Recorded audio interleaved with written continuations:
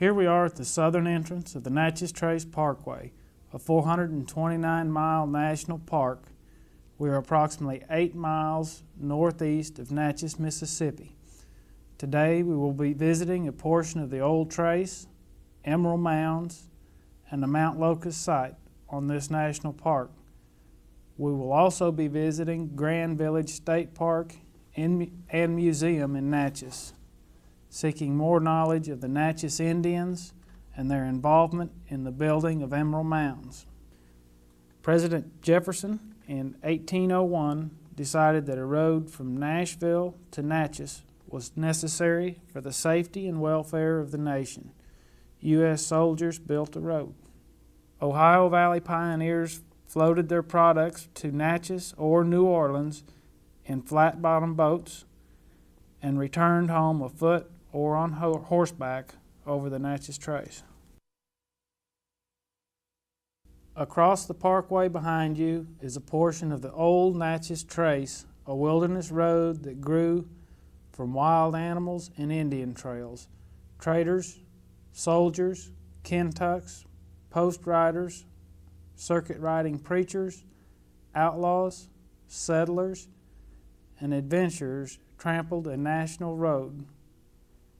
Here's the Natchez Trace, a bond that held the Southwest to the rest of the nation, a channel for the flow of people and ideas, a memorial to the thousands whose footsteps stamped into the American land. The old Natchez Trace, worn by a century and a half of traffic, is now a sunken, tree-lined road, in places 30 feet deep.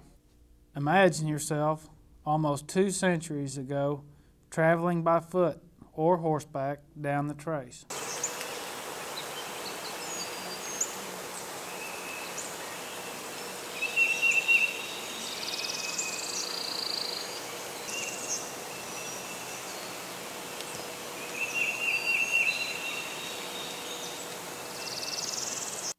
The trip along the trace was no doubt long and wearisome compared to today's travel. Here is one of the stands which were homes along the Natchez Trace where travelers sought lodging on their long journey back to Nashville. Okay, here we are on the southern end of the Natchez Trace. We're about 8 miles north of Natchez, and Bob Kramer is here with us today and going to give us a rundown on the Mount Locust area here, and we'll just turn it over to Bob Kramer. Thank you, and welcome to Mount Locust here on the Natchez Trace Parkway. We're part of the National Park Service, the Natchez Trace, and this house that we'll walk through today happens to be the only remaining what we call a stand or an overnight lodging place still in existence on the trace itself. The house started as just one room, built during the Revolutionary War times. It was part of a land grant that the British gave to anybody willing to come out here, basically, to build something of a sturdy structure, at least 16 by 20 feet in size. Now, as you walked up to the house here, you were walking on a portion of the old trace, this paved pathway.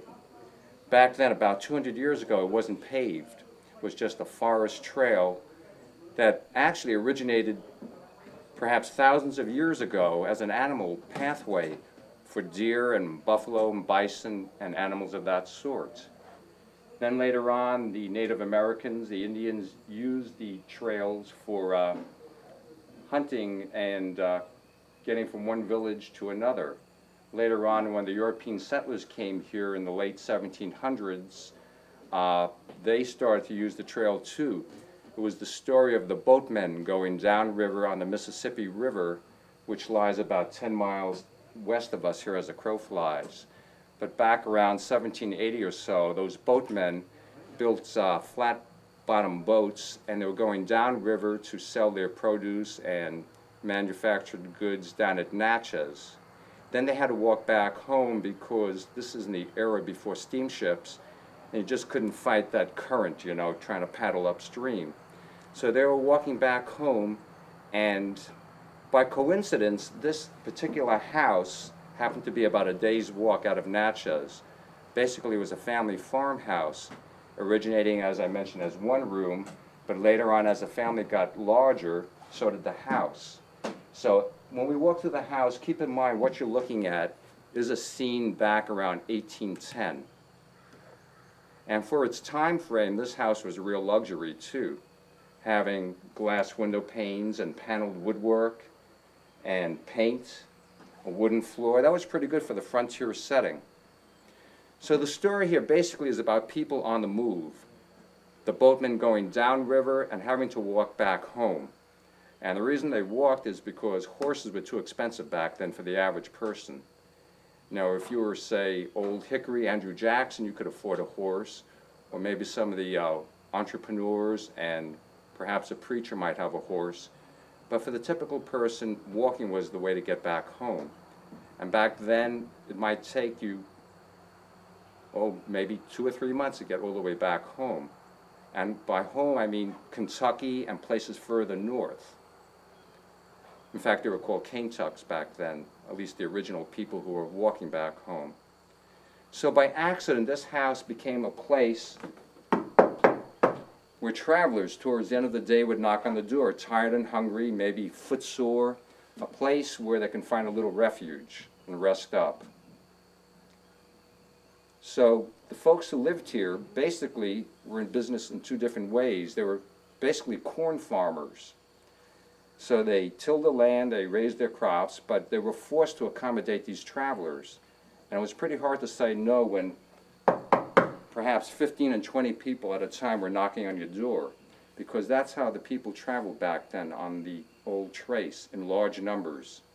Safety meant traveling in packs because you had a lot of cutthroats out on the trace, willing to take your life perhaps and take your money, because the bad people knew that you had gone down to Natchez on your flat-bottom boats and you had money. You had sold your produce and manufactured things. So you had to survive back then.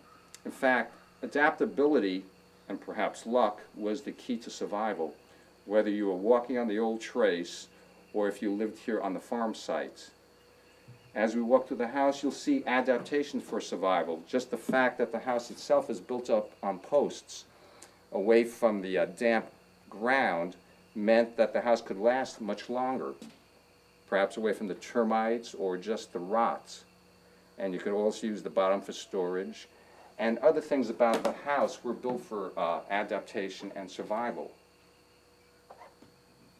You'll walk through, you'll see the kitchen was separated from the house also. So if you burn the kitchen down with your cooking, at least you didn't burn the house down. So little things were adaptations. Having a large family was an adaptation for survival, because a lot of kids died young back then. There were a lot of diseases, yellow fever, bronchitis could be fatal. Cut your finger, you could die. So you had to kind of hedge your bet and have a large family. So let's walk through, and I can tell you more of the story about how the people survived back then, in a time when you were really living on the edge of the frontier. So let's start with the first room, if possible. This was built around 1780 during the Revolutionary War. We call it the tap room, but a better phrase or description might call it the everything room, because here is where you ate, you slept. And if you had travelers, you might have even invited somebody inside the house to sleep on the floor or maybe on some kind of a straw bed, provided they weren't too scruffy and menacing looking. But I think probably later on, knowing human nature, as their family got larger and they wanted more privacy, I would kind of doubt that as many people slept inside the house, but rather perhaps on the porch, or later on they built a separate dormitory out in the backyard. And these folks also apparently built a separate inn out front here, another place for people to sleep. In fact, out front they had a little community going after a while called Uniontown, where you might have had a doctor, a gin mill operator, a blacksmith, carpenter, people of that sort. So this was actually a thriving operation around 1800 or so. So you have to kind of take yourself back in time and try to visualize what it was like back then, remembering that basically this was a forest pathway on the edge of the frontier. And the trace was really very important because you might think of it as the springboard for Manifest Destiny. The trace was the north-south route on the nation's frontier, and this was kind of the link with the eastern cities and the nation's capital. So what happened on the frontier really ultimately affected what happened as the country expanded westward. So let's start by looking here, if you can bring your camera if possible. Take a quick look inside the tap room, or what was originally the one-room house. Well, here we are in the tap room. This is that first room that was the beginning of the house itself, 16 by 20 feet. And it looks like maybe the farm family was expecting some company.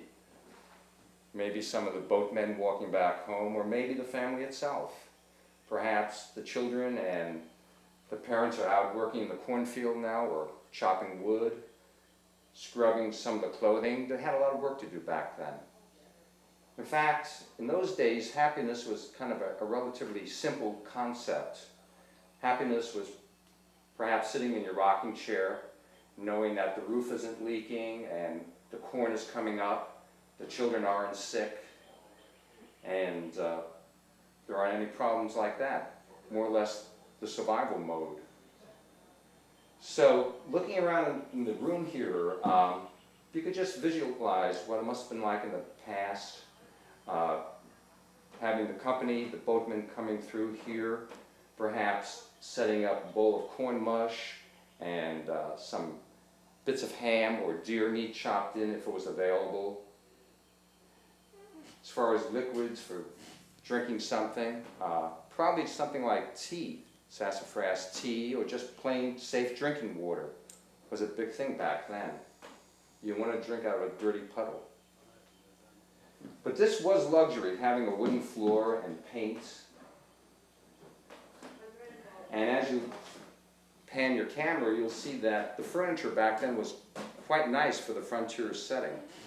They did have also a fireplace in most of the rooms. They made their own bricks in the backyard. So let's move the camera and see more of the room if possible. The furniture in this room isn't necessarily of the people who lived here. It's just of that particular period. Some of it is antique, some of it actually is reproduction. But we think this is an old original piece of that era, this box.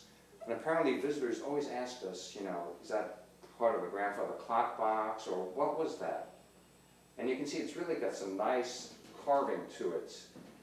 As far as I'm concerned, the box made you feel better. It lifted your spirits because it was used either for putting a Bible in there, or medicine, or whiskey. So regardless of what it was, it made you feel good. People also ask about this box in front of the fireplace here. Invariably, people ask, is that a kitty litter box? And we rather doubt that they had cats in the house itself. However, if you're chewing tobacco, you don't want to mess up the nice polished wooden floor. So the box could serve as a cuspidor. But most likely it also served as kind of a fire extinguisher, because you certainly didn't want to burn the house down. And you can see kind of how shallow the fireplace was. So there was always a chance that a log could roll down, or maybe some wild sparks. So the sand was used to snuff out the fire if it got out of control. Perhaps too, who knows, although they had a separate kitchen, they might have boiled, you know, some water, maybe for soup or some other kind of minor cooking, and they could have put the hot vessel in the sandbox too, for safety. But it almost looks like they were expecting guests here, because you have cards there on the table, you have a little chewing tobacco, all the comforts of home, so to speak.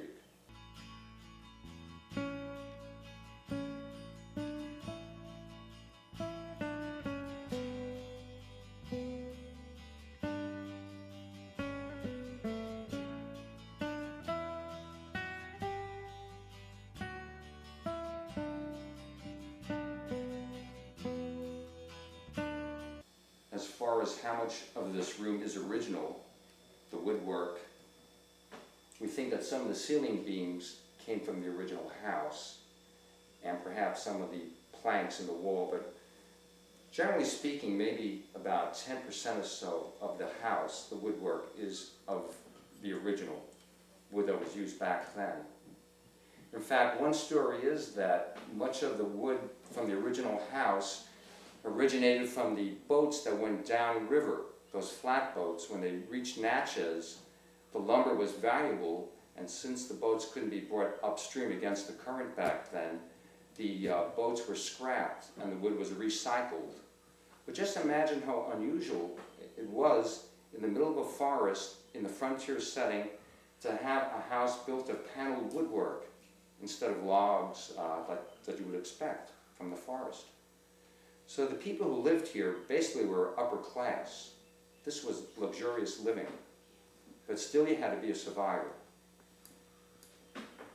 So I suggest we kind of move on to the rest of the house, but if we do have a possibility of showing this real nice black walnut cupboard behind the camera where I'm pointing there, you might want to show that. I know my mother would like to have that cupboard anyways. I'll certainly do that.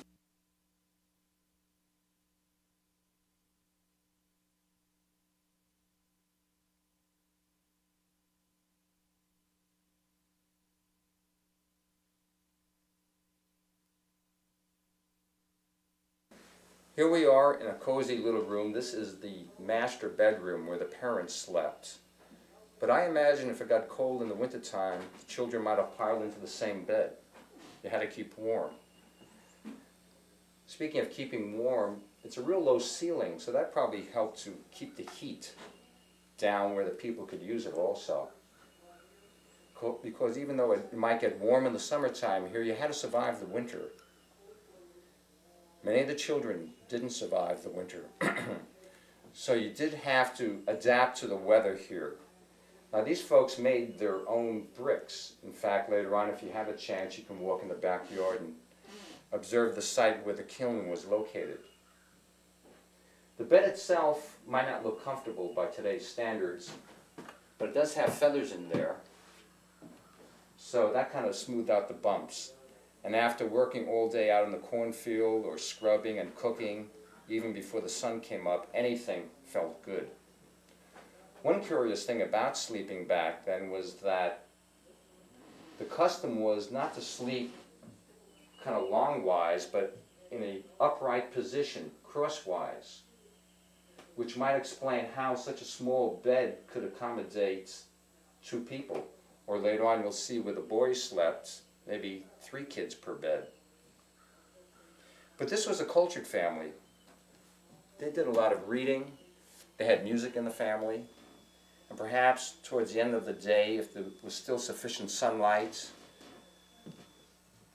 Grandma Polly, as she was known, might be sitting in her rocker or near the desk reading the Bible, or her husband might be working on some documents pertaining to land acquisition or some kind of an inventory count for his tools or the farm work itself.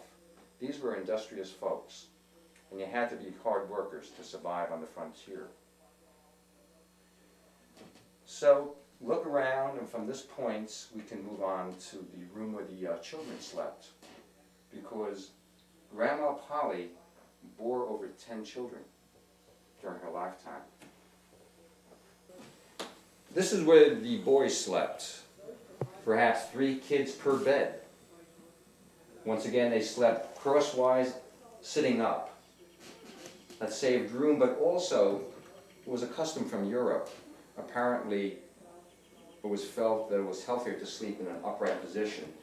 And back then, I imagine too, sleeping that way kind of helped because of bronchial problems and other childhood diseases that the kids might have had back then. You can imagine with this shallow kind of a fireplace too, it must have been kind of smoky in the house at times.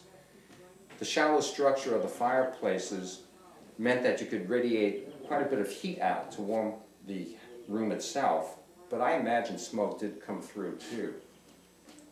These beds are stuffed with straw. but they might have used Spanish moss or feathers like in the other room, or even corn husks. Corn was the main crop, and they used it for more than one purpose. Now, if you use Spanish moss like that stuff hanging through the window there, I think they probably had to make sure they boiled it or smoked that Spanish moss real thoroughly, otherwise there are a lot of little insects, and talk about bed bugs, you would have them definitely if you didn't treat the Spanish moss first. In addition to the children sleeping here, we think that perhaps there were also relatives, an uncle or some other relation, perhaps sharing a bed like this other one on the far side. In fact, that was another mode of survival and adaptation. Safety in numbers. The more people you had living in the family, the more work you could do. And the more people you had living here on the farm site, the more protection was afforded against those cutthroats out on the old trace. So having a lot of people was definitely an asset back then. I mentioned earlier in the other room about how they made their own bricks. Well, I don't know if you can pan down to this, but there's a dog print right over here on this brick. It's something like Hollywood, you know, you put your imprint in. What happened apparently before the bricks were baked, the pooch pressed down. So now we have kind of a fossilized dog print. I mentioned that these folks had to work hard to survive, but it wasn't just all drudgery either. They must have had times for fun and games. And can't you imagine also perhaps on a Saturday night, a little fiddle music? The uncle who lived here was apparently a very talented musician. So if he wasn't playing a little fiddle music and Virginia reel on the porch, little dancing, he might have had a tambourine or a bugle, other types of musical instruments itself.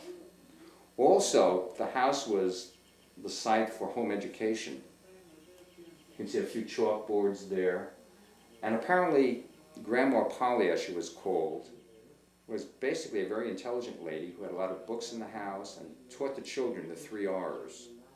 So in addition to learning how to hunt and fish and do the basic chores of the house itself and the farm site, these children had a good education for the frontier setting. I'm wearing the famous National Park Service hats. Of course, I work for the National Park Service. Back then, there was a hat that the post riders wore. Now, this kind of style was worn by a lot of people, preachers and businessmen and other travelers on the old trace. Some might have embellished it with a band like this. We're not sure whether the post riders did, but the post riders delivered the mail on the trace, which was a dangerous undertaking. So it's kind of a continuation. They work for the government, I work for the government. That's not our style hat today, but there is that continuity. And speaking of headwear, back then people hunted for survival. That's a gray fox skin over here. And you could picture travelers or just the family members wearing something like that when they're out walking or hunting during the cooler times of the year. A few toys are represented here. The hobby horse, which was training for the real thing, because horses were important here, farm animals such as horses, and simple things like this wooden top for the kids to play with. Back then, I think you probably had to use more imagination than today. Pleasures were simple, but for its time frame, this was good living, having a roof over your head and a wooden floor and a close-knit family. So from this point, let's move to the back porch and see another bedroom where the little girl named Philadelphia slept. Now we're inside Philadelphia's room, and she had feathers in her bed. At least that's how we're portraying it right now. Now you see that paddle over there? That wasn't used to whack the kids because you didn't want to hurt your helpers. That was used to kind of smooth out the feathers on the bed itself. This room apparently doesn't have a fireplace. So back then they quilted a lot. Several layers could keep you warm even in the wintertime. Once again, we're portraying home education with the chalkboards. A few toys here. Corn shuck dolls was another use for corn. You know, corn was important because you ate corn, you made corn mush as part of a meal that you would sell to the travelers who stopped by here. The animals ate corn. The corn husks could also be used for insulation between the paneling of the house. So it was really a multi-purpose crop. You can't eat cotton, that came later. But corn was the survival crop back during the frontier setting of around 1800 or so. This room has a touch of luxury to it also. The curtains, and once again, paint. That was unusual to have paint, by the way, for a frontier house. But these were higher class folk. See, we have a few dice here. Talk about loaded dice. These are made out of lead.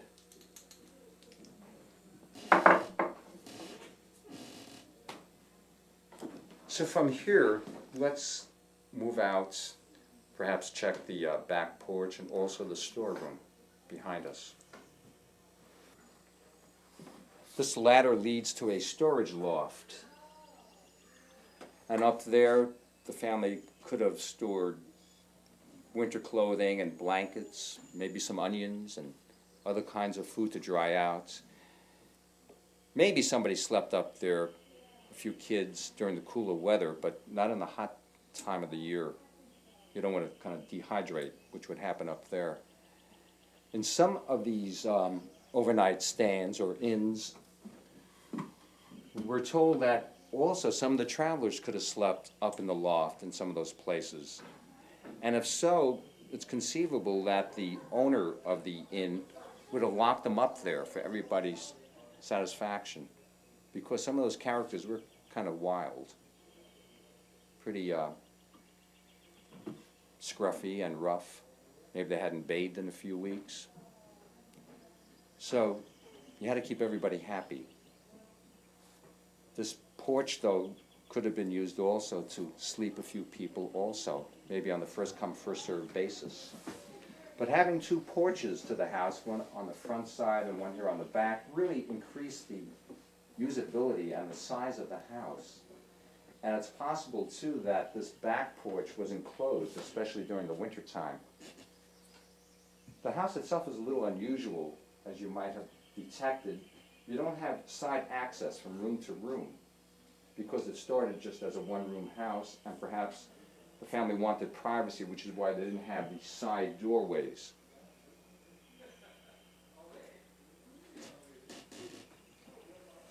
On this back porch, you see hanging up those two blankets. This was part of the garb that the boatmen wore, slinging one of these over their shoulder. It's basically a combination of bedroll and backpack. And it's fairly heavy, even though it's light right now. So you didn't want to put too much stuff in here. It was called a budget, because you had to kind of budget your weight in what you put here. So I imagine they would have put dried corn, maybe some smoked meat, something lightweight so they can eat for survival. We're told a newspaper would have been something good to have, because news didn't travel as fast back then, and having a newspaper was always something you could barter or sell, spreading the word of what was going on, especially on this frontier setting. So the boatmen would have had something like this, a canteen of sorts, a hat they could pull down over their eyes in case the bugs got bad or the rain started rolling down or you wanted to protect your face against the sun.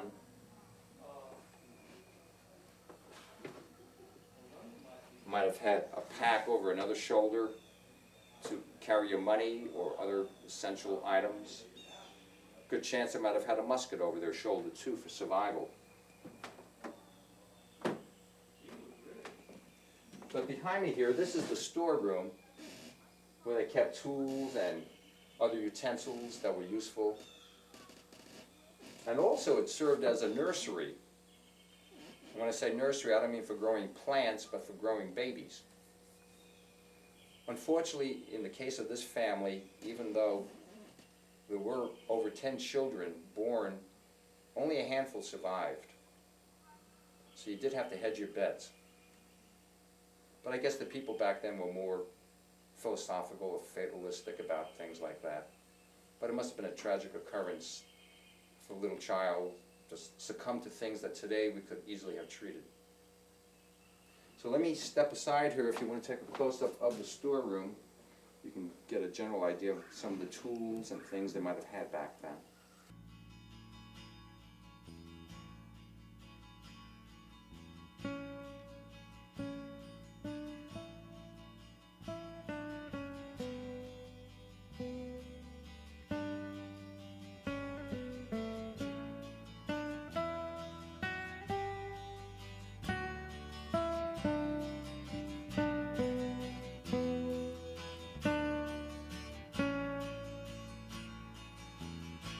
And over here is a cistern. There used to be a kitchen here that burned down years ago, and from the roof of the kitchen was a rain gutter, which led into the cistern.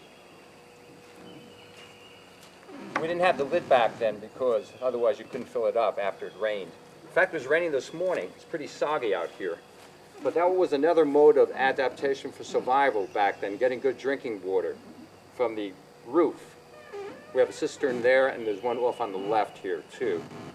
But back then, just imagine, we're on a hill here, trying to dig down to tap the water for a well would have been impractical in those days because the soil was too crumbly, and being on a hillside like this, it just wouldn't have paid. So having cisterns was the answer. Basically a glorified rain barrel. Behind me also, you can see a small garden. Nothing's coming up yet, but although corn was their basic crop back then, you had to diversify for a change of diet.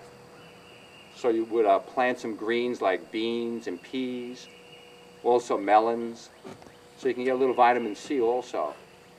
So if you folks come back sometime in the middle of the summertime, we'll offer you some of our produce. Later on in the year, we'll have pumpkins coming up. But that's what they would have had back then, in addition to corn. The kitchen burned down. We have not rebuilt the kitchen. It's not our policy to build things which are no longer in existence in the park. But you can imagine back then having a kitchen and having barns and stables back where I'm pointing. A lot of animals, cows, hogs, perhaps a few sheep. So this was really an active operation back then. Later on it grew to be a plantation. But that was after the steamship was invented and used, and that's not really our story. Because by that time, people weren't using the trace anymore. They were using the steamship to get back home. You can see the dogwoods are starting to come out also. This dogwood is a recent transplant. One of the folks who works here, Eric, got this out in the woods where he lives from his property. He put it here. That's kind of a continuation of the heritage because Eric is the son of the first ranger who worked here, one of the original family. So the saga continues.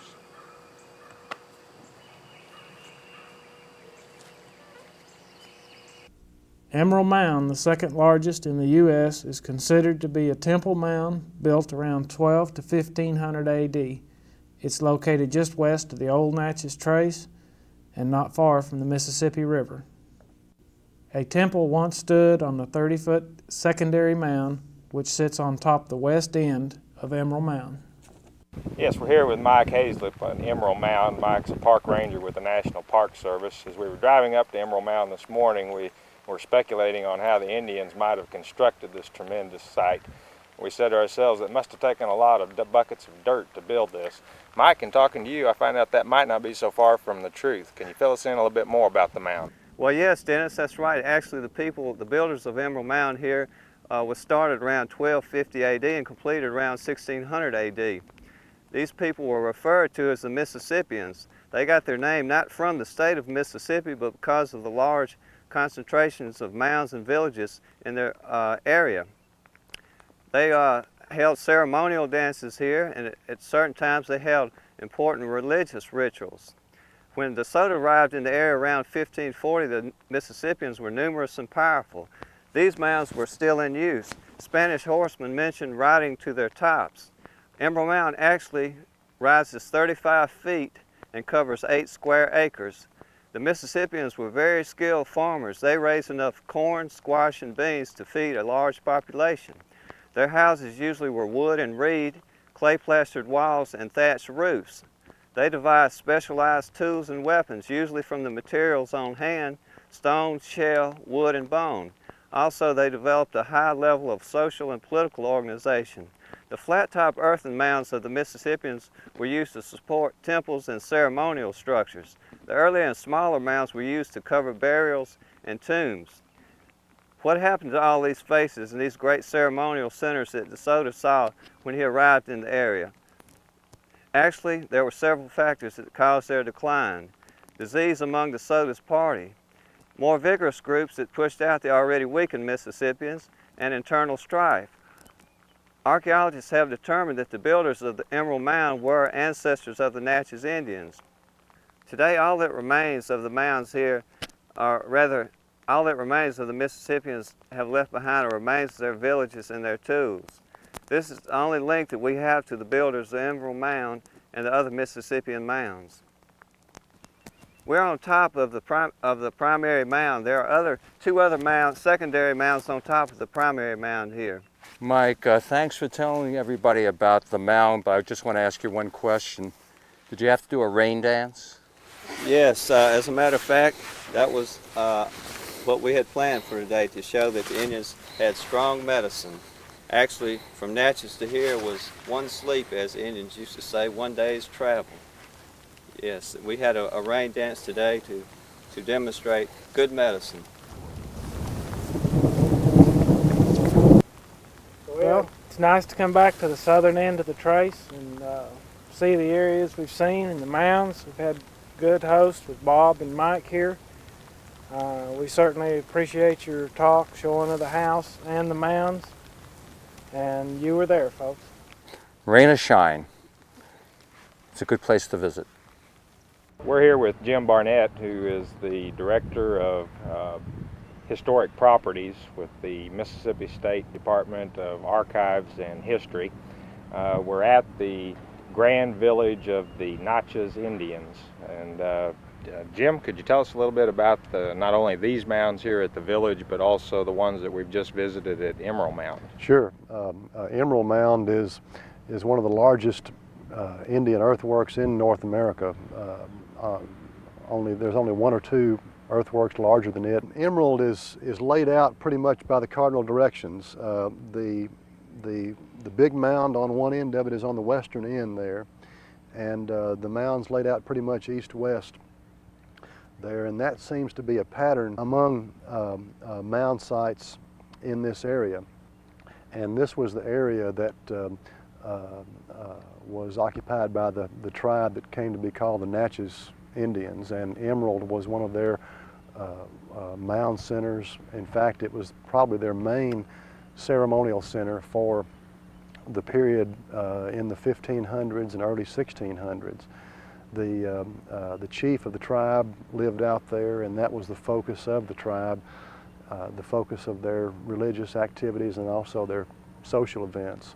The Natchez people at some point in the 1600s probably shifted the status of their main ceremonial center from Emerald to this site, the Grand Village of the Natchez Indians.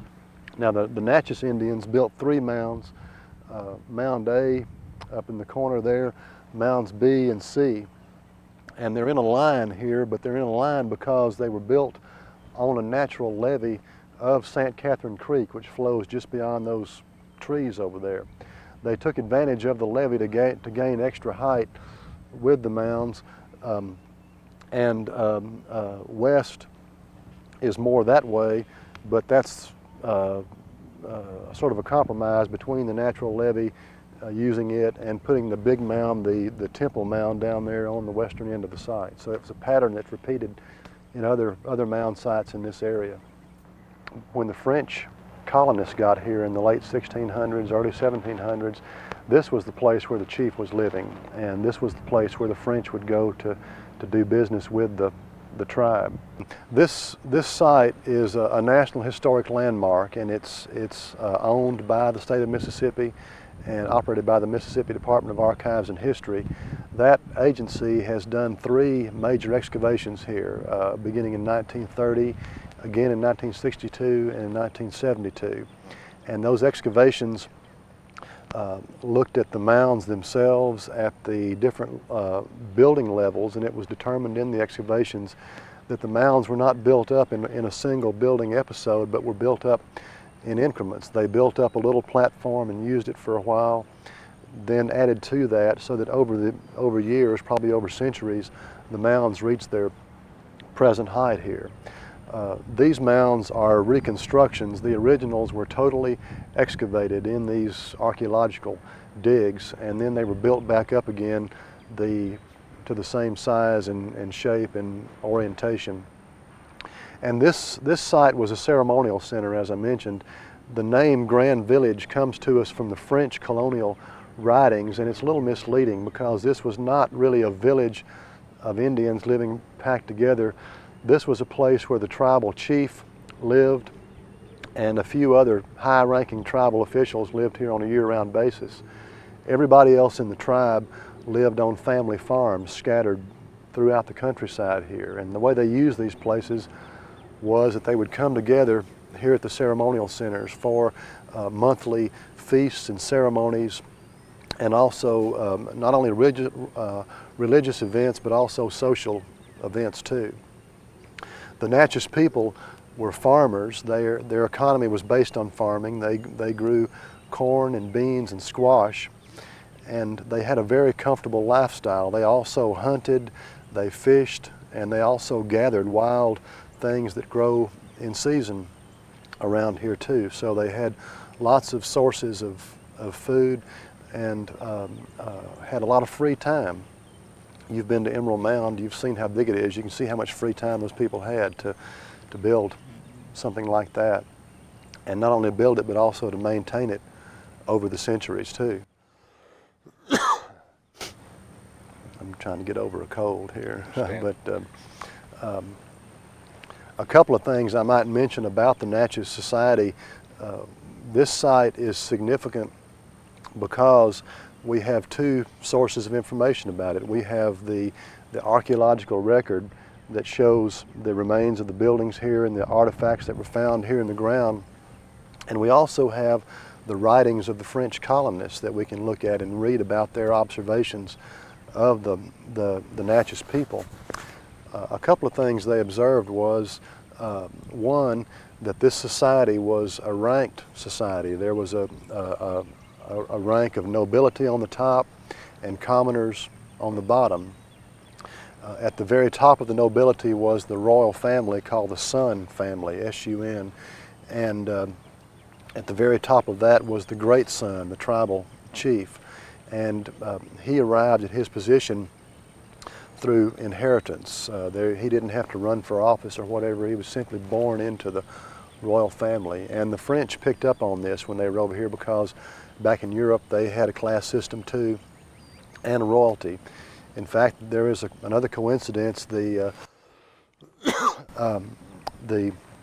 king in France, Louis XIV, was known as the Sun King, and over here the Natchez Indians had their great son who was the chief of the tribe. So there was a similarity there too.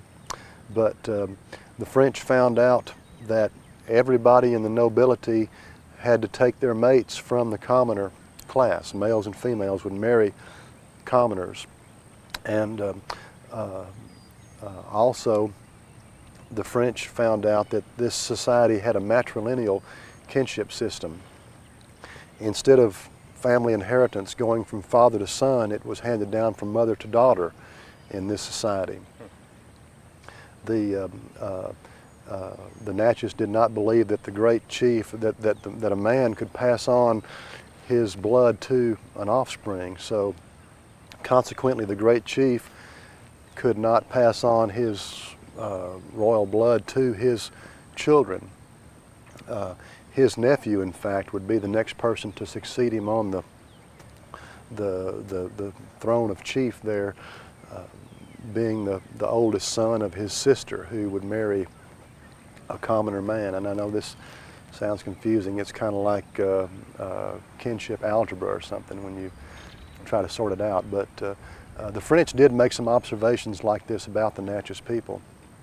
That's very interesting. I was wondering if we have time, could we move inside and look at a few of the artifacts that have come out of the mounds? Okay, one thing I want to mention, just to put this site in some kind of chronological perspective, the culture that became the Natchez Indians is dated at beginning around AD 1200, just about 800 years ago, which is just like yesterday in terms of archaeology. And here in Adams County, we have evidence that people were living here at the end of the last ice age, about 10 to 12,000 years ago. So there were many Indian cultures in this place here that rose and fell over time, leading up to the Natchez culture that was here when the Europeans finally came in and changed everything up. Okay, we can go inside and look at some of the exhibits in there. We're in the Grand Village of the Natchez Indians Museum, and we have some exhibits in here about the archaeological materials that were found at the site in the digs that were carried out here. This exhibit talks about the predecessors of the Natchez and gives an idea of the time depth that I spoke about a few minutes ago. From the early inhabitants of the area, we have this small projectile point, a small spear point there that dates back to about 7,000 BC. On up through time, the different types of stone tools that were used, and leading up to the early experimentation with clay, which produced these clay balls here, and then later on the actual production of pottery. And I guess pottery was probably the most important invention in prehistoric North America. It allowed people to use food more efficiently, to store food, cook food, carry food. It allowed for healthier families and ultimately bigger populations, and led directly to the large Indian populations and civilizations that were here in the late prehistoric times. Quite a few pieces of Natchez pottery were found in the excavations here, mostly in the 1930 excavation is when most of this pottery was dug up. And it's all decorated pottery. The Natchez people made pots that were also undecorated for day-to-day use. These pots were found with human burials here at the site, and that was apparently part of the religious offering to the dead. Notice the design on the pots. If you can get this this illustration up here, it shows a circle with swirling lines coming off of it. That design identifies Natchez Indian pottery when you see it in archaeological sites. The pottery was made by the women of the tribe, and the process they used was the coiling method, because these Indians did not have the use of the wheel to throw pottery on. So they had to coil it by first making a long strip of clay with their fingers, and then coiling that strip on top, one coil on top of the other, until they built up the basic shape for the pot. And then they would use their hands and stones to smooth the pottery down on the sides and on the inside. After the pot had air dried for 2 or 3 weeks probably, they would take a sharp object and scratch these lines in there and make those decorations. And it's difficult to do to decorate a piece of pottery like that by hand with these symmetrical decorations and have it come out right all the way around the pot. It doesn't look that hard when you look at it, but if you try it, it's fairly difficult to make it come out right all the way around. The most important step in the pottery making process was the firing, when they would take all of their raw pots and put them in a pit that they dug in the ground, and then cover that over and put wood in there and build a fire and heat that pottery to a certain point where it would turn it into ceramic and make it very hard and very durable, so that it would last in the ground for hundreds of years and last long enough to be discovered by archaeologists here in modern times. The Natchez Indians did not have a written language. They were like all North American Indians. They only had a spoken language. And so this illustration, this exhibit, illustrates what they had in their mind as far as their calendar year. The Natchez had a very elaborate social system, and throughout the year there were events that they observed, and they would have regular feasting and social gathering, and very active lifestyle. The Natchez calendar was based on the appearances of the new moon, and each moon would signal the beginning of a new month. Right now it would be the Natchez New Year. The Natchez people, like many farming societies around the world, celebrated the New Year not in the dead of winter as we do in American culture, but in the spring, when the nature would renew itself. And the month of the deer was the Natchez New Year. Each month was named after something that was commonly found or grown or hunted during that month. Over here on into the summer, we see watermelons.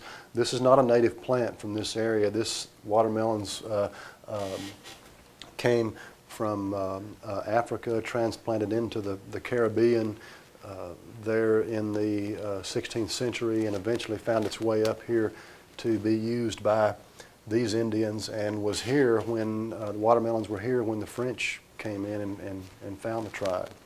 But anyway, they had in their mind something similar to this, and this is our way to illustrate that. Other illustrations on the exhibit are illustrations of plants that the French colonists found when they came here, and they made sketches of these plants and took down notes about them to take back and show to the interested people back in Europe. Jim, before we came to Mississippi, I heard that the people in Mississippi are some of the most hospitable people you will ever want to meet, and we sure want to thank you for taking time out of your busy schedule to visit with us. Glad to have you here, and good luck with your program. Thank you very much. Natchez, what an interesting town. We're here now at the Grand Village, and it's 8 miles south of the Trace. The people of Mississippi have been very hospitable. We've had a good time in Mississippi. If you ever get a chance to come down this way, I think you'll find it very interesting. Stop by. It's been a very interesting trip to Natchez, Mississippi. A few months ago we were on the northern end of the Natchez Trace. Today down on the southern end. We visited a few points. It's a very interesting state park. If you plan any time in the future to have a motor home or driving trip, we think that it would become very, very highly recommended that you drive the Natchez Trace. There's no commercial vehicles allowed. It's slow paced. Any people we have met along the way are very, very friendly. And again, now we're closing here 8 miles south of the southern end of the Natchez Trace. At this Indian park, they're getting ready to have a powwow here for the next week. There are buses coming in already. And so for now, we'll be closing from Natchez, Mississippi. Thanks for joining us, and you were there, folks. We would like to thank Dale Smith with the National Park Service once again. He made the statement you could not do justice with the picture of Emerald Mound from the ground, as we found out ourselves. So with the weather good on our way home, we were able to get these photos of the 8-acre mound showing how massive Emerald Mound is. And thank you for joining us on this documentary.